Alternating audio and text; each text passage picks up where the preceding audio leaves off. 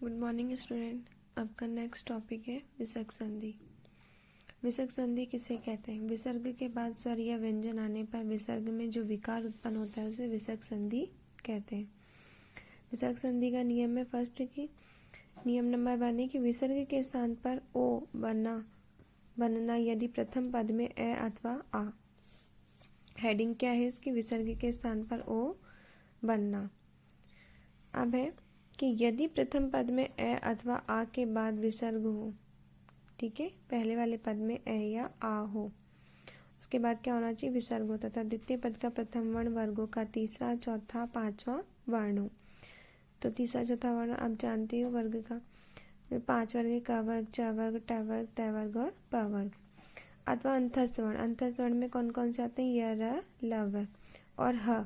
अथवा कोई भी स्वर या कोई भी सघोष व्यंजन हो तो विकार स्वरूप विसर्ग के स्थान पर ओ आदेश हो जाता है।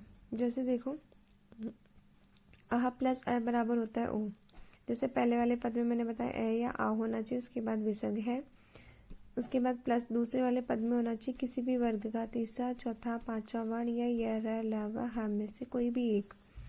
तो उस अह के स्थान पर ओ आदेश हो जाता है। जैसे तमह प्लस गुण, तो ये अह है, बाद में वर्ग का तीसरा वर्ण दे रखा है ग, का वर्ग का तीसरा वर्ण। तो इस जो अह है विसर्ग है, इसके स्थान पर क्या हो जाएगा? ओ की मात्रा। तो यहाँ हो गया तमोगुण। जैसे मन है प्लस अनुभूति, तो इस विसर्ग के स्थान पर ओ की मात्रा हो गया और इसमें बन गया मनोभूति। मन है प्लस व्यथा, तो इसमें विसर्ग के स्थान पर ओ की मात्रा हो गई और व्यथा ऐसे कैसे जुड़ गया? तो बन गया मनोव्यथा। दूसरा नियम है हमारे विसर्ग के स्थान पर रै बनाना। यदि प्रथम पद में ई या बड़ी ई, ऊ या बड़ा ऊ के बाद कोई विसर्ग हो तथा द्वितीय पद में प्रथम वर्ण में कोई भी सघोष वर्ण हो तो विसर्ग के स्थान पर रै हो जाता है। अब देखो, पहले वाले नियम में बताता है कि पहले वाले पद में क्या होना चाहिए? ए या आ। मगर नियम नंबर 2 में क्या होना चाहिए? ई, बड़ा ई, ऊ और बड़ा ऊ, इनमें से कोई भी एक होना चाहिए।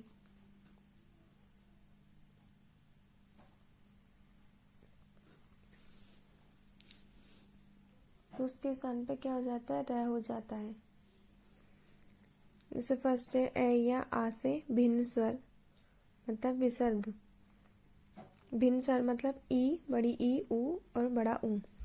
दूसरे वाले पद में कोई भी स्वर या किसी वर्ग का तीसरा, चौथा, पांचवा वर्ण हो या य, र, ल व ह में से कोई भी एक हो तो विसर्ग के स्थान पर रै आदेश हो जाता है। जैसे आशी है प्लस वाद, तो य, र, ल व में से है चौथी वर्ण और पहले वाले वर्ण में ई, बड़ा ई, ऊ और बड़ा ऊ और विसर्ग हो बाद में, तो इस विसर्ग के स्थान पर रै हो जाता है। तो क्या बना? आशीर्वाद।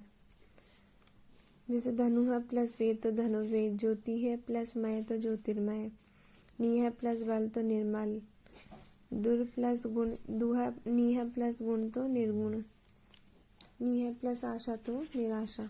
अपवाद के रूप में देखो कि हर्ष स्वर में विसर्ग प्लस रै, विसर्ग का लोप अथवा विसर्ग से पूर्व हर्ष स्वर का दीर्घ स्वर में परिवर्तन। देखो कि पहले वाले पद में क्या हो? हर्ष स्वर हो तो है, और उसके बाद में विसर्ग हो और बाद वाले पद में क्या होना चाहिए? रै ही होना चाहिए। तो क्या हो जाता है? उसको बड़ी दीर्घ स्वर हो जाता है। तो ई की मात्रा छोटी है तो बड़ी हो जाएगी, तो क्या बन जाए? निरोग। नी है प्लस रव तो निरव, नी है प्लस रस तो निरस। नियम नंबर 3 है कि विसर्ग के स्थान पर विसर्ग ही रहना। यदि प्रथम पद में ए या आ के बाद में विसर्ग हो और द्वितीय वाले पद में प्रथम वर्ण में क, प में से कोई भी एक हो तो विसर्ग के स्थान पर विसर्ग ही रहता है। जैसे पहले वाले पद में ए होना चाहिए, विसर्ग प्लस क, बाद वाले पद में क और प में से, तो विसर्ग में कोई परिवर्तन नहीं होता। जैसे अंतः प्लस पुर, तो पहले वाले पद में अह आ गया और बाद वाले पद में क और प में से एक आ गया, तो विसर्ग का लोप नहीं होगा, तो आ जाएगा अंतःपुर। जैसे प्रातः प्लस काल तो प्रातः काल, अद्य प्लस पतन तो अद्य पतन, मन है प्लस कामना तो मन है कामना। नियम नंबर 4 है कि विसर्ग के स्थान पर शय बनाना। कि यदि प्रथम पद में ई, बड़ी ई, ऊ, बड़ा ऊ के बाद विसर्ग हो और द्वितीय पद का प्रथम वर्ण क, ख, प, फ, म में से कोई भी एक हो तो विसर्ग के स्थान पर श हो जाता है। जैसे ई और ऊ, उसके बाद क्या होना चाहिए, विसर्ग होना चाहिए। और क ख ट ठ प फ में से कोई भी एक हो तो इस विसर्ग के स्थान पर श आदेश हो जाता है। जैसे दूहा प्लस कर्म तो दुष्कर्म, इस विसर्ग के स्थान पर श आदेश हो गया। चतुहा प्लस पद तो चतुष्पद, दूहा प्लस कर्म तो दुष्कर, बहि प्लस कृत तो बहिष्कृत, नीहा प्लस कपट तो निष्कपट, नीहा प्लस ठुर तो निष्ठुर, दूहा प्लस परिणाम तो दुष्परिणाम।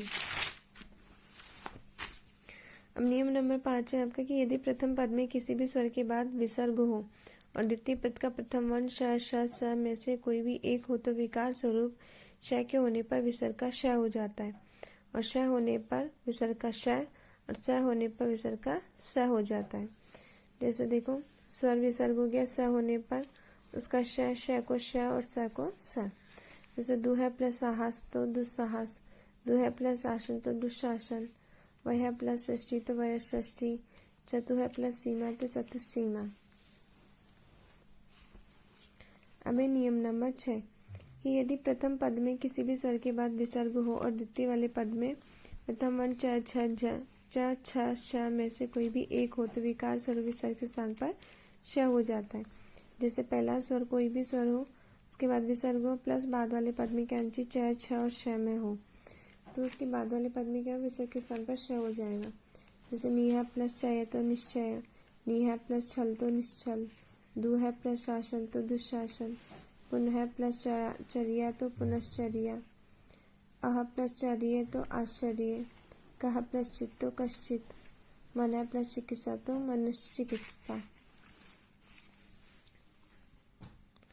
ऐसे नियम नंबर 7, यदि प्रथम पद में नमः पुरा तिरह भा और ब्रह परह और श हो तो द्वितीय वाले पद में क्रिया धातु से कोई भी बना कोई भी शब्द हो तो विसर्ग के स्थान पर श हो जाता है। क्या होना चाहिए, पहले वाले पद में नमः पुर तिर भा ब्रह पर और श,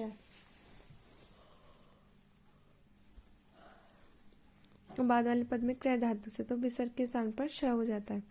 जैसे नमः प्लस कार तो नमस्कार, पुरः प्लस कार तो पुरस्कार, तिरह प्लस कार तो तिरस्कार, बहा प्लस कार तो भास्कार, ब्रह प्लस कार तो बृहस्कार, श प्लस कार तो शयकार। नियम नंबर 8, यदि प्रथम पद में ए या आ के बाद विसर्ग हो या द्वितीय पद में पाश कल्प के क तथा काम्य हो तो किसी भी वर्ग के स्थान पर श हो जाता है। पहले वाले पद में ए या आ होना चाहिए, बाद वाले पद में पाश कल्प और काम्य, तो विसर्ग के स्थान पर स हो जाता है। जैसे पय प्लस पाशम तो पयस पाशम, यशः प्लस कल्पम तो यश कल्पम, यशः प्लस काम्यम तो यश काम्यम।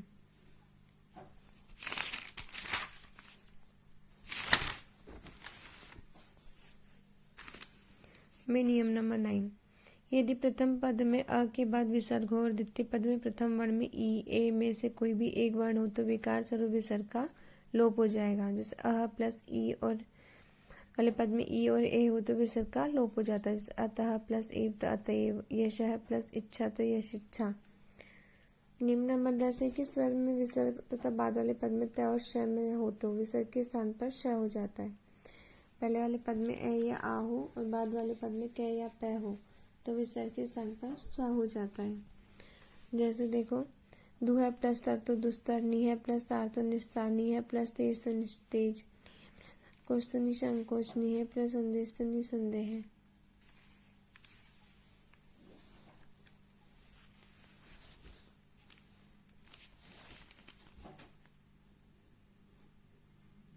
ऐसे हिंदी भाषा में अन्य संधि और उसके उदाहरण भी दे रखे हैं। जैसे हश्वीकरण, आदि हश्व, संधि के कारण पहला दीर्घ स्वर हश हो जाता है। मतलब पहले वाला जो वर्ड जैसे घोड़ा का डा है तो हश क्या है, दीर्घ है, तो इसको क्या हो जाएगा, हश हो जाएगा, तो बन गया घुड़सवार।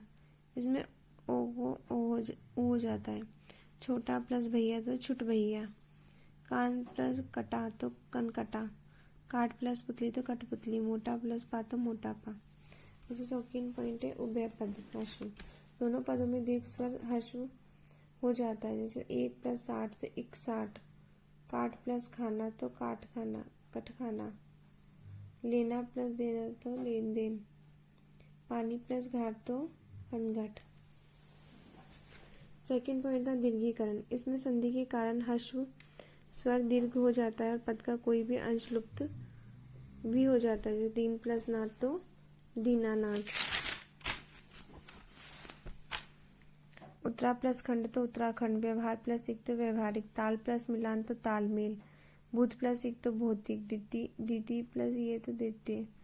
उसके आगे स्वरलोप। इसमें संधि के कारण कोई भी स्वरलुप्त हो जाता है, जैसे बकरा प्लस ईद तो बकरीद। व्यंजन लोप। इसमें कोई भी व्यंजन संधि के कारण लुप्त हो जाता है। स या ह के बाद में ह होने पर ह को लोप हो जाता है। इस प्लस ही इसी, उस प्लस ही उसी, यही प्लस ही यही। हा के बाद में ह होने पर हा का लोप हो जाता है तथा बने हुए शब्द के अंत में अनुस्वार लग जाता है, जैसे यहाँ प्लस ही, तो हा का लोप हो जाएगा और क्या लग जाएगा पर ये अनुस्वार, तो यही हो जाएगा। वहाँ प्लस ही तो वहीं, ही तो कहीं। ऐसे ही ब के बाद में ह होने पर बै का भ हो जाता है और ह का लोप हो जाता है, तो अब प्लस ही तो किसका लोप हो जाएगा, ह होने पर बै का ब हो जाता है और ह का लोप हो जाता है, तो इसमें से ह हटा दिया तो क्या बचा भ, तो बन गया अब, अभी। कब प्लस ही का कभी, तभी का तभी, सभी का सभी। इसमें संधि के कारण कोई नया वर्ण बीच में आ जुड़ता है, जैसे खा प्लस आ तो खाया, रो प्लस आ तो रोया, ले प्लस आजा आ तो लिया, पी प्लस ए तो पीजिए, ले प्लस ए तो लीजिए, आ प्लस ए तो आइए। Thank you.